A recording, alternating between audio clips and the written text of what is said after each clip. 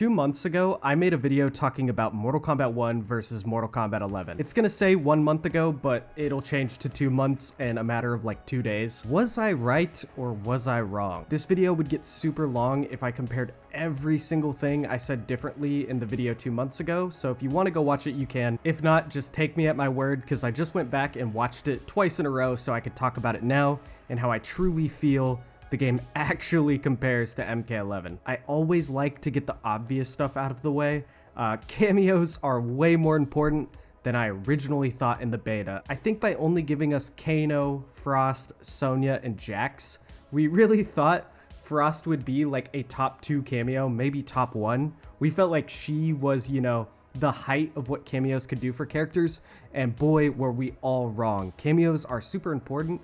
Cameos like Sector, Scorpion, Cyrax. In MK11, characters could truly be unsafe. We had no idea there would be Cyrax stuff like this, where essentially you can just always cancel into Cyrax and be safe.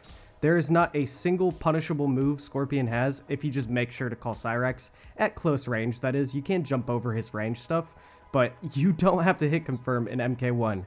In MK11, you definitely needed to know how to hit confirm. And I know people always say MK11 was so scrubby with its wake ups and its air dashes and all that, but I'm gonna be honest, this game with Cyrax is more scrubby because you don't have to learn how to hit confirm to win. If you're just a smart player, you never have to worry about it.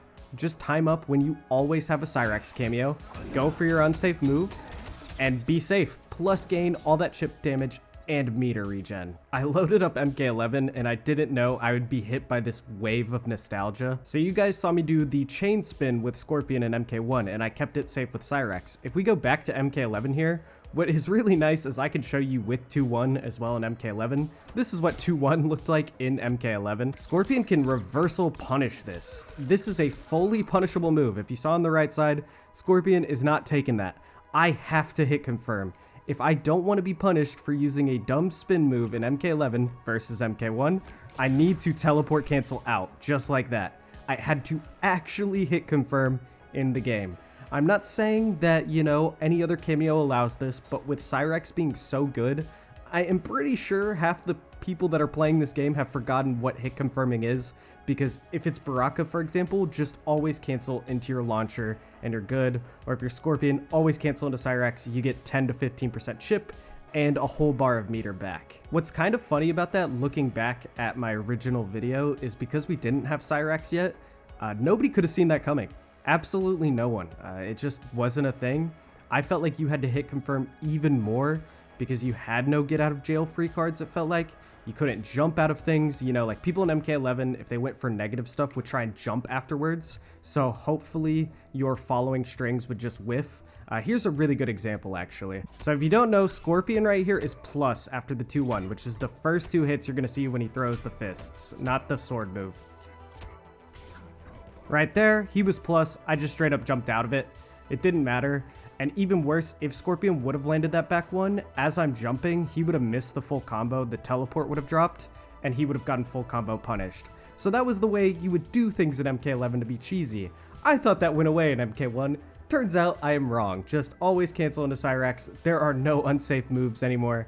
And yeah, that is a really weird one I did not call in my original video. I did not know we would have less brain power in terms of hit confirming things than before. Next up is wake up attacks, and do I like wake up attacks better or worse than armor and MK1? Because if you look at my last video, I thought armor was way better. I thought it took a lot of skill. In the beta, when you woke up armor in MK1, every single armored attack was punishable. It's not like that anymore. You're seeing clips of just the beta characters right now. Every single time, you know, you're getting full comboed punished. In current MK1, that is not how it works. Say you're Kung Lao, right, and you choose Goro, you can wake up for free with a full launch if it hits, and if it doesn't and it's blocked, Kung Lao still has plus frames. That was not around in the beta. It kind of is as scrubby as MK1 wake up attacks. Scorpion's wake up 3, which you're about to see in a second, is only -3 on block, so not even plus. It is safe, so it's really annoying, but I mean, it's an armored move, I guess, but it's not even near as bad as the worst thing we have in Mortal Kombat 1. So I'm gonna be honest with you. I think wake up attacks, at least in MK11, are better than some of these scrubby MK1 wake up armored moves. Right there, I blocked it, but Scorpion was -3, so it's not like he could just keep on attacking me. It was my turn. What I am happy is changed in MK1 versus MK11, because I know I've been talking, like, you know, with rose-tinted glasses about MK11 so far, is Wake Up Roll. Wake Up Roll essentially destroyed meaties, because if there is one complaint about MK11 I think is correct, is you had 5 wake up options. Actually, I would say 6 or 7 maybe. You have wake up buttons, which is 1, you have wake up jump, which is 2, you have delayed wake up, which is 3, and then you had 2 different wake up attacks and 2 different rolls. So 7 in total, which is way too many compared to MK1, where you just have like 3. You have delayed get up, you have an armored attack, you have wake up buttons, and I guess you could try to wake up jump, but in my opinion, that gets stuffed by meaties every single time, and the opponent gets a full combo. Here was wake up roll. I'm so glad it's gone, because say I go for that 4-3 meaty, it's a mid, right? I should be able to be rewarded for choosing a hard knockdown. So in MKX, you would choose hard knockdowns that did less damage, but would set you up for meaties with your mids. That just went away in MK11. Essentially, hard knockdowning was terrible. Why even do it? There was no point in using your less damaging hard knockdowns, because now your opponent has 7 ways to get out. I'm so glad rolls are gone. I wouldn't mind if wake up attacks came back over armored, but rolls should definitely go away, because yeah, I'm tired of going for my meaty. Scorpion would get a full punish right here, because he rolled past that move and I wouldn't recover in time. He would get a full combo on me. A big question I get asked all the time, because in my video I said I wouldn't miss crushing blows, and I still think I wouldn't miss crushing blows, but nowadays I have a better perspective on it. The game should not have character-specific crushing blows in Mortal Kombat 1. The reason being is certain characters were heavily buffed by that. Let's take 3rd round Sub-Zero, for example, or let's take 3rd round Liu Kang, or let's take Geras the entire match. Even, you know, probably better in the 3rd round, but entire match Geras. It wasn't evenly distributed, considering you had Scorpion's 2-on-2 KB that did absolutely nothing. At the end of a combo, because you had to do it after 8 hits, it was giving him like 4%. Meanwhile, Liu Kang, Geras, Sub-Zero are getting 25% for just loading it up for the final round. What I do think should come back, and it's just a singular crushing blow, is the down 2-1. It doesn't need to be as ridiculous as in MK11, where off rip, is it doing 18? No, 19% right off rip, compared to a normal down 2 that does 12%.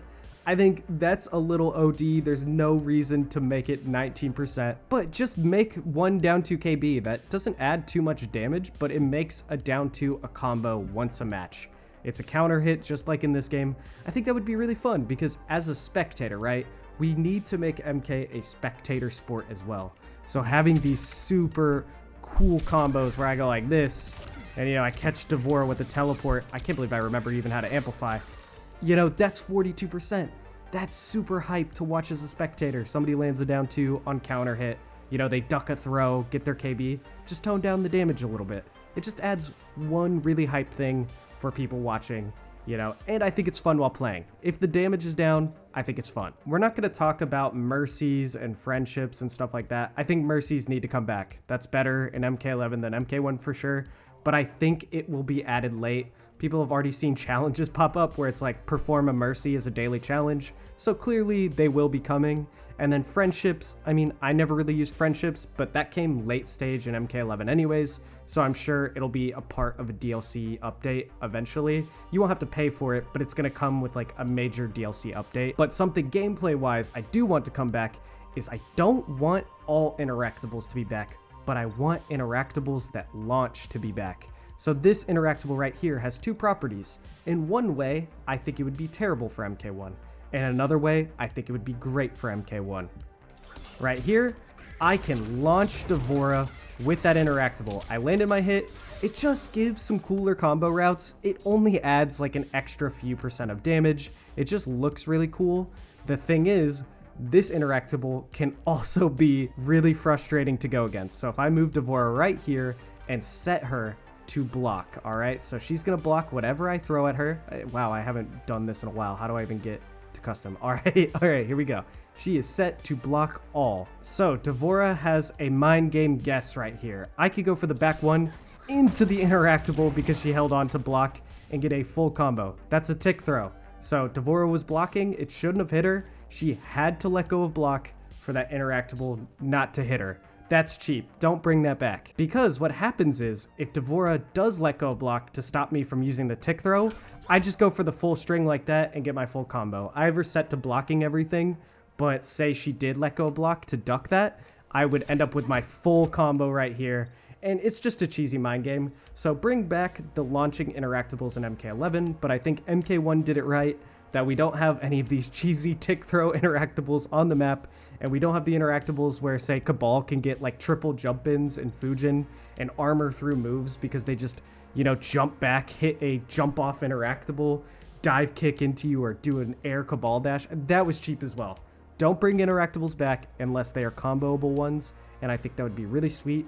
Great for the players and great for the spectators. Oh yeah, one final thing that I like about MK11 a little more than MK1, and it's a super small one. Why did short hops leave? This is a short hop, and if you didn't know, you could do an overhead off of a short hop. That was 9%. This one's 9% as well. It just gave every character a little mix up. Say Scorpion right now in MK1 with 0 mix, I could at least do short hop mind games where I could short hop into throw, or I could short hop into the actual hit, or I could short hop into a low string. It just added a little bit, and I don't think anybody complained about short hops. Before I go back to MK1, I will say the biggest difference that I, couldn't have seen by only playing the beta is MK11 released much more finished than MK1. In MK1, we still don't have access to most of the game modes. We don't have rooms yet, so if you go to online, I can scroll down all the way and start playing in rooms, which means I can play crossplay. It means I can host viewer sets, all of that stuff. I don't have that option in MK1 at the moment, so, wow, I'm getting a Combat League reward. I know that's different, but I think the Combat League rewards are better in MK1. But yeah, we have rooms. That is gone from MK1. I don't know why, but it isn't. We have no crossplay beta, so you cannot play crossplay in casuals, which is really weird. AI mode went away, which is fine with me. I think AI mode was not very fun. I'm so glad it's gone. We have invasions, right? But we don't have Towers of Time to unlock skins, even though I think it's easier to unlock your character's stuff in MK1. But yeah, that's a mode that is completely gone. I would say that one, though, let's trade for invasions. We don't even care. I don't miss the crypt, right? But there is a part of me that wonders if the reason the crypt isn't in MK1 is because of the reason all the other things in the game aren't there. It's like, oh, we'll just make it easier for you guys to unlock everything, which is great, you won me over with that. But was that your original intention? Was it just because you needed to save time because all these other things weren't going to be completed upon release anyways? So it's like, hey, we'll just give it to the players easier and we'll act like that we just thought the crypt was a dumb idea. I'm not sure. I'm really not, considering, how do we not have rooms? How do we not have rooms yet? That is a staple in MK games. I am so glad the variation system in MK11 is gone. Some of you guys might like variation systems, but I don't. I'm so happy I get on MK1 and my character has every single move. This pick system was so terrible. Imagine being Scorpion, right? And I have to take teleport cancel because it's his best move, right? But you're like, okay, I want a slightly okay move. It's not near as good as some of Cetrion's one-slot moves, or, Fujin one-slot moves. No, I can't take this Death Spear combo right here because I must have the spin equipped, and all that combo does for me is give me a slight mind game on whether I'll use my 2-1-2 plus frames or I'll cancel into the 2-1, 2+4. So when the opponent lets go block for the plus frames or tries to poke out, yeah, you get the hit. That was a, 5% mind game, maybe 10%, but I think like 5 to 8%. And I just couldn't use it. Meanwhile, some of the characters were out here doing absurd things with one-slot variation moves. I'm so glad variations are gone. Plus, cameos are like your variation these days. I know cameos could use some balance, don't get me wrong, but you still have the variation system in MK1 by picking your cameo. I think huge improvement that you know, NetherRealm did not bring this back. So I've definitely been rose-tinted when it comes to my MK11 opinions. I think the seasonal items in MK1 are way better. It was so dumb having to get time crystals and unlock everything. They essentially just wanted you to spend money to get your character unlocks because, again, you had to play AI towers or be around for an hour when it came through a Towers of Time. And this one, I unlocked just by playing. I have 29,000 credits that I just got from playing, and every character in the game has tons of skins. I can go in and unlock whatever I choose. It doesn't choose for me. That's absolutely perfect. It's great. This is one of the best changes NetherRealm has ever made. The unlockable stuff is crazy. You could just, yeah, whatever your heart desires, I could go in and unlock. The shrine is more like a crypt feature in MK11. I think it's a good feature. If they just sped this animation up, I think it's better than having to go into the crypt and deposit my coins in there. They essentially made it so in MK11, I had to go through like 8 loading screens to go in and do something like this. Now I could just come into one little area, use my coins, and that's great. That is where I'm happy the crypt isn't here.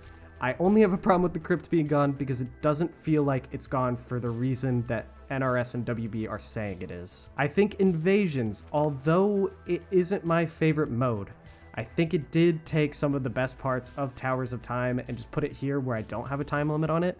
I do like it a lot. I'm way less pressured to play every day. So if I have a free 8 hours to play one day, which would be a long time, but say I did, I could go in and get everything I wanted to. It wouldn't be like an MK11 where it was, say, a Monday. Oh my skin is coming through Towers of Time. I need to rush home right now, but say I have work or school, and if I don't do it today, then Tuesday it's not there anymore. You don't run into that problem in MK1 anymore. So as much as invasions could be tuned to be a little better balanced, where you don't just have to down 2 your way through the whole thing, because that's the optimal playstyle, I like stuff about it. This goes back to MK11 being more complete. We have no idea what Warrior Shrine is. We can't go in and play online practice right here. It's gone, and somehow rooms are gone. It is my biggest complaint. I would be doing viewer set streams if we just brought back crossplay rooms. Please, NetherRealm, that's all I ask. It's probably the only thing that would make MK11 better than MK1 for me right now. The only thing that truly is a step above, because the other things are up to personal opinion. Just bring back the crossplay rooms for me, just for me. To wrap it up, where I sit on my final verdict of MK11 versus MK1 is MK11 released more complete. That is undisputable. But truthfully, MK1 is a much more fun game than MK11. Variations being gone are a huge win. I get everything for every character.